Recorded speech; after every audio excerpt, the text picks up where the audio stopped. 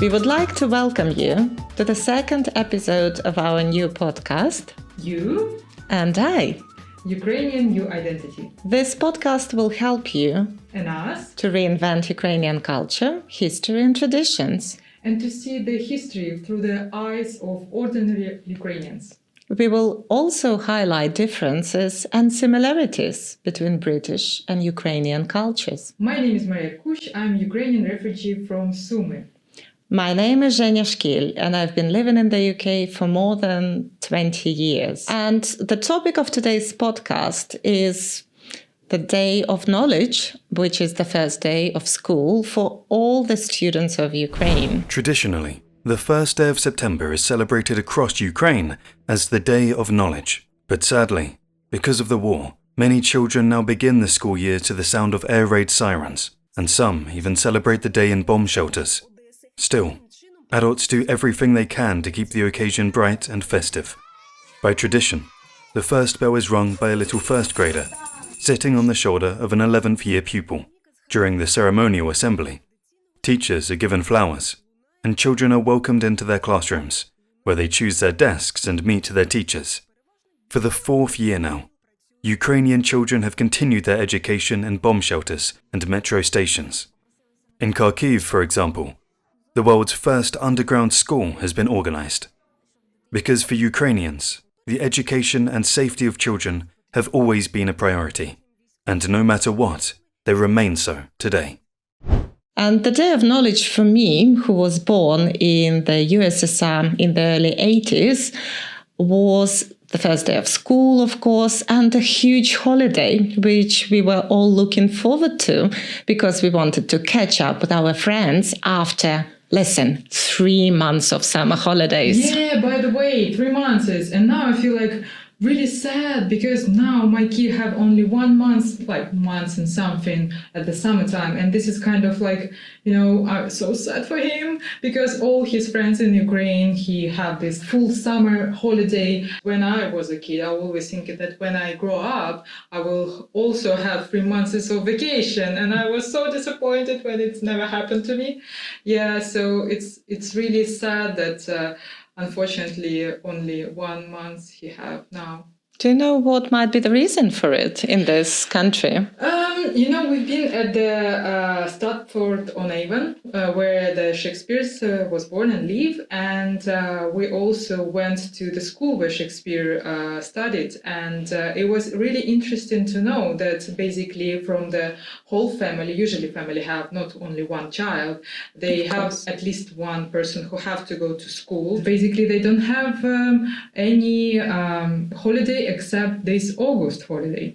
And it was because each single family have their own land where they work and they make food for themselves. And on August, it was a time when they have to harvest. Harvest. Exactly. So basically, that was the reason why all the schools were shut. Just because kids have to help their parents harvest all the crops. Yes, exactly. Okay, that's interesting. I think nowadays, when most of the parents in this country work, women and men, doing part-time or full-time jobs, and also, as you know, and that's one of the big differences between culture in Ukraine and Britain, is that grandparents are less involved here in raising the grandchildren. And I think if not for those holidays, short holidays in summer, parents wouldn't be able to work, especially mothers who are still pretty much looking after the kids and raising their kids. So I think that's a clever system that enables everyone to work. But I do understand it's sad for children, especially when they observe their friends in Ukraine having fun. Yeah, you remind me when I was a kid, I always have my summer holiday with my grandmother. Exactly. We have to go to dacha. Mm-hmm. And we have a piece of land where we work we wake up at 6 o'clock and we work until the heat's coming at 1 p.m. Then we have a break, and it was pretty much all the summertime. But at the place where we have a land, we also have a river, so we went there to swim. So It was kind of rest in a way, but mixture, yeah. But it's interesting. I never make notes that here you don't have this culture thing when kids stay with grandparents for all summer. I had the same experience because my grandparents had a house about 60 kilometers away from Kiev in a village. We had a big piece of land and we grew lots of vegetables. We had goats, we have pigs, we had chickens, you name it. Yeah. And exactly as you mentioned, 6 o'clock in the morning, taking the goat into the field, well, milking before that, feeding all the animals, working throughout the day until the last animal, domestic animal, goes to sleep. And then, yes, you can go and have a bonfire and, that's really, cook potatoes. This is the really good point. We need to make a separate podcast about this because as far as I understand, British culture don't have this like a common thing that everyone knows how to grow potatoes. Everyone in Ukraine knows how to grow potatoes, cucumbers, tomatoes, everyone. Well, it's an interesting topic for a future podcast, and I have lots to share, and I'm sure you've got quite a lot to tell about. One more thing about this holiday that I mentioned, is that on that day, our school uniform, which in Soviet times consisted of horrible, disgusting brown dress, we also had like a black apron, some colored ribbons. On this particular day, we could wear white apron and different ribbons, white ribbon. In Ukraine, universities and gymnasiums once had their own uniforms, and the Soviet Union later borrowed this idea. But in 1948, it was reinterpreted as service to the state. Boys in military-style jackets, preparing for the army, and girls in brown dresses with aprons, resembling Victorian maids, shaped for modesty and domestic life. Today, educators no longer encourage such an approach. There is no strict school uniform in Ukraine, and on the 1st of September, many pupils proudly wear traditional embroidered shirts, vyshyvankas, as a symbol of culture and identity. And then on the 1st of September, the Day of Knowledge, everybody used the best of the uniform with the white stripes, and it's basically never have anything except celebration. You don't have lessons, you don't have anything. We used to have a tradition to bring flowers for the first teacher, and my son was 7 years old. This is the exact time when he had to go to school in Ukraine. We just found the school what we like, we already applied, we're waiting for it, and now because of the war we came to UK. So I explained to him that it will be big celebration. That day when the schools begin here was almost the same, at 2nd of September that year. And I buy the big flowers for the teacher. He used this uniform and he was so excited. He comes to school and teacher from his class in England, she was like, oh, what I should do with this flower, okay. She wasn't expect that at all, and my son was like, there's nothing like, any celebration at all, and he was kind of upset and disappointed. But funnily enough, I always thought 1st of September has always been the Day of Knowledge, but actually it was quite different before. If we look into the history of Soviet Union, because this tradition started in Soviet Union, we will learn that up until 1935, actually the beginning of school varied very much. So in towns and cities, children went to school sometimes in the middle of August because they didn't have this close connection with the land and harvesting crops. But if we look into smaller places, villages, countryside, so with the few schools they had there, children went to school sometimes in the end of October or even November after every single crop was harvested, because children from a few years old actually helped their family to harvest and look after the crops because they depended on it for survival. Yeah, another parallel, another similarity. And only in 1935 the state decree was introduced, and now it was fixed that all the schools must start academic year on the 1st of September and finish on the last day of May. But it became holiday and more like a day off and more like celebration only just before I was born in 1980. And then from 1984, it was added to every calendar in the country as a Day of Knowledge. From my point of view, also is different compared to Ukrainians, like school education program. We used to have one classmates since first year till 11th year when it's finished. And here, when we found that there is like, we have to move to secondary school, which is in a different town, for example, for us. Yeah, it can be. And there will be different classmates, Of all course. new again. I don't know, I feel kind of worried, but in a way it's also, I think, a plus, more plus than minus, because if you suddenly become bullying at the first class, you will be bullying till the 11th, like I'm the one who have to suffer from that. So I know if I would have kind of like a chance to change the school, I will be so happy. So I think it's good.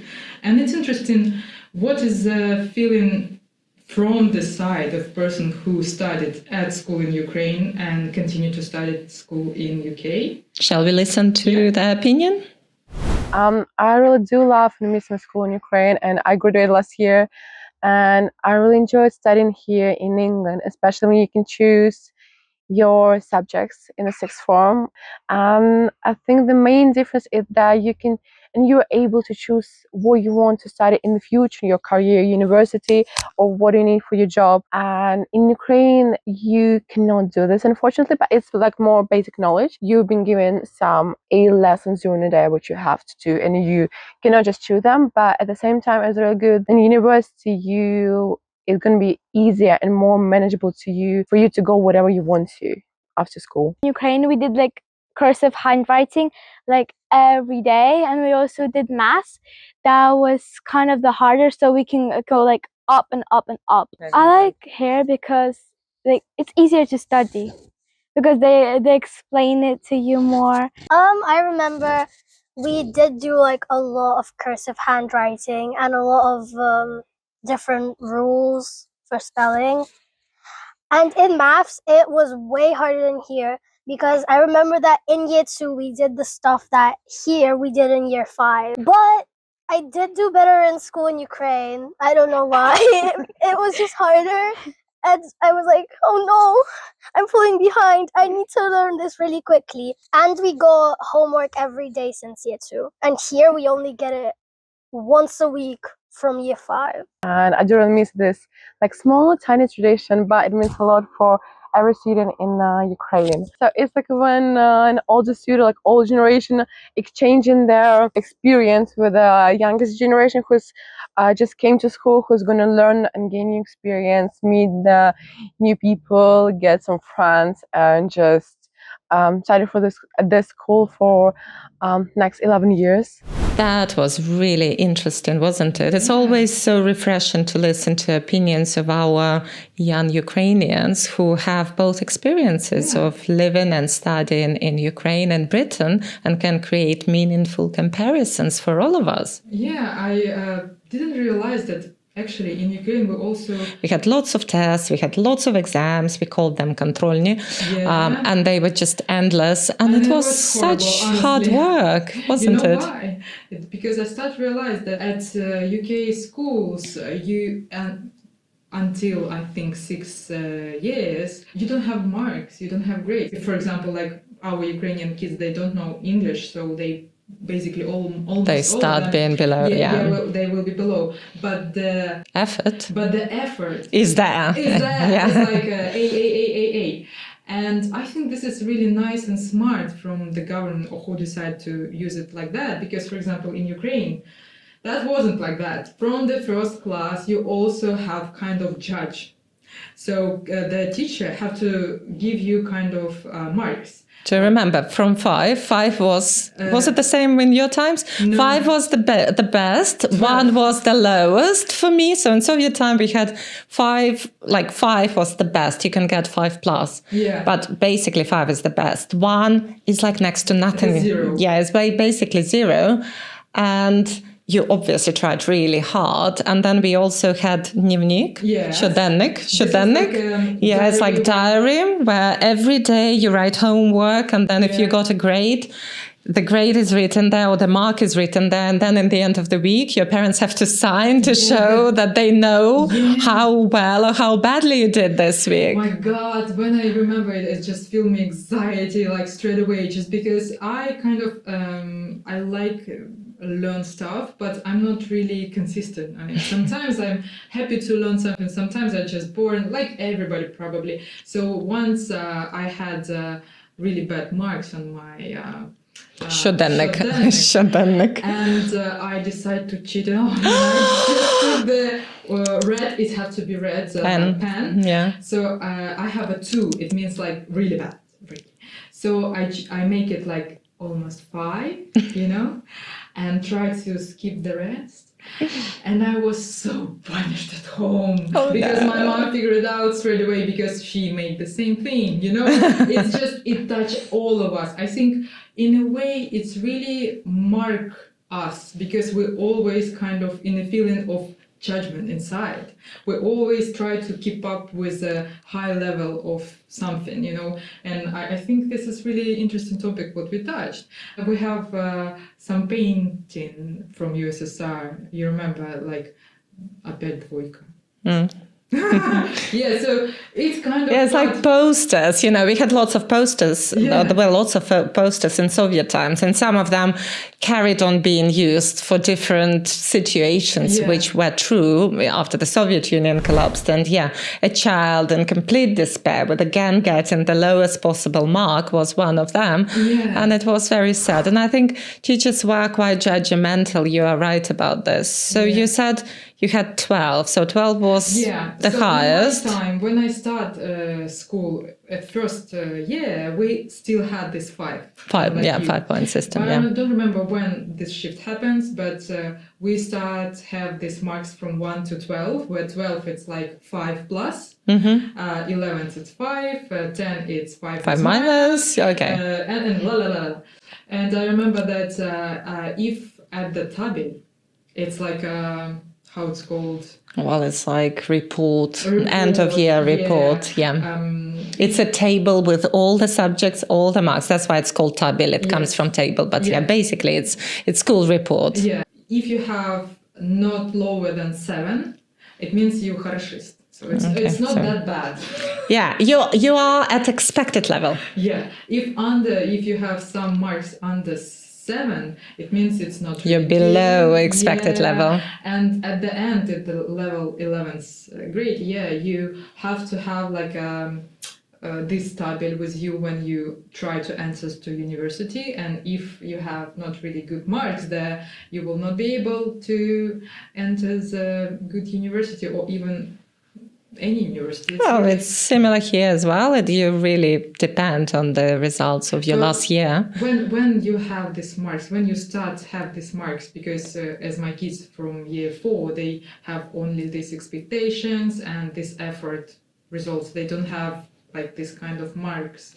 You'll have them closer to the end. And especially when you have GCSE and A-level, that is the basis for students to get to universities, because most universities don't have entrance exams. It's all based on the results of the exams in year 13. So it's still for you to come. Wait for another few years and you'll know the system better than I do. I think at that stage, kids will be already kind of prepared. Because when you was a child, like 7, 8 years old, and somebody gives you this 2 marks, you feel like, ouch, it's such a painful experience. I remember I was so disappointed. Wow.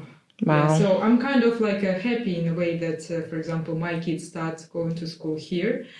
But also I'm unhappy because we don't have this 3 months of...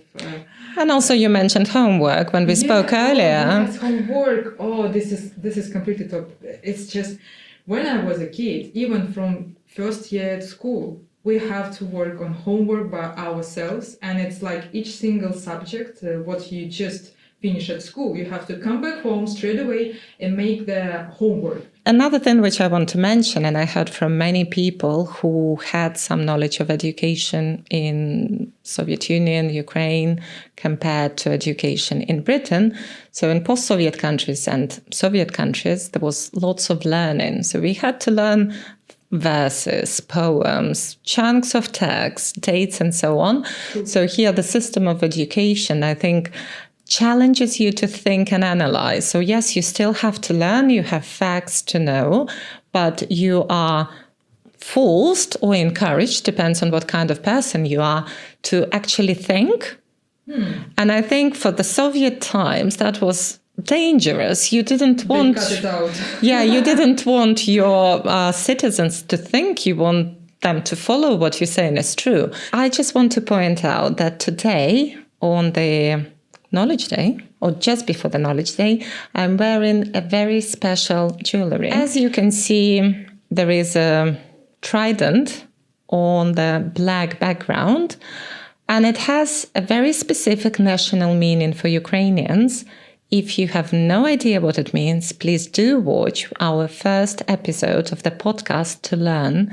And we are looking forward to your answers to the question in comments what this symbol means for Ukrainians. So I think we can learn something from the UK Indeed. education system, and also UK education system can start, I don't know, celebrate not only finish of the educational year, but the beginning too. But like you as a teacher, you would like to have a big flowers on the first day of year. Well, I would love to. Unfortunately for me, it's a bit tricky because I'm teaching online. So the flowers I can get will probably be as an attachment, as an attachment in an email. But that would be really nice. I would enjoy it. I remember when I was working at school in Clifton College and other schools in Bristol, they did appreciate me, and we followed the traditions of post-Soviet countries.